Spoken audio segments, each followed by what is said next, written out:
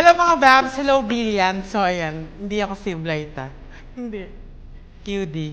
So ayan, bakit nga ba? Ang dami nagtatanong. Bakit ang kinis mo? Bakit ang ganda mo? Bakit? Hindi, wala talaga nagtatanong. So ayan, for today, sasabihin ko na yung secret ko.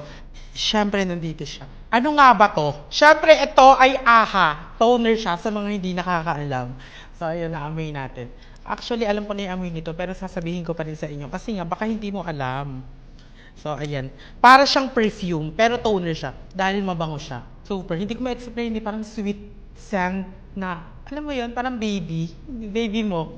So, ayan, lagi ko siyang ginagamit. Pero, kasi, before, may ginagamit ako, so, mas perfecto siya sa akin eh. Mas gusto ko siya kasi nga, mas gentle siya at hindi siya masakit.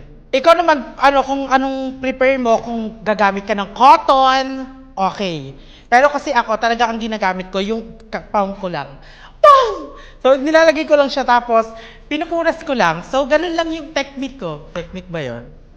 Ginagamit ko siya every time na pagkatapos kong maligo. Naliligo ba ako? Malamang. So, ayan, sobrang fresh. Tapos, lalong-lalo na pag maghihilamos ka sa gabi, tapos gagamitin mo siya, ay die.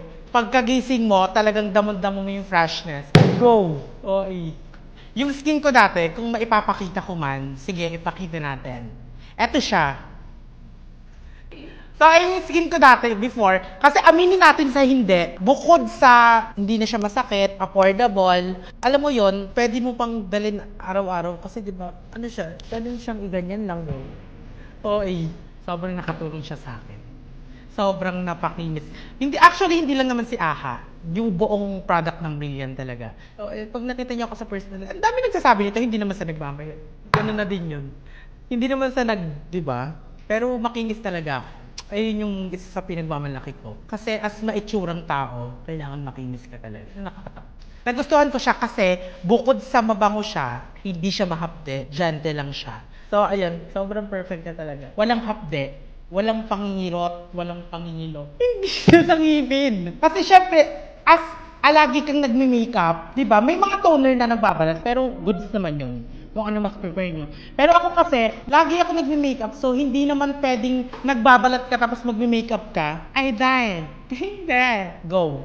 Huwag natin pahirapan yung mga nagme-makeup sa atin. Okay.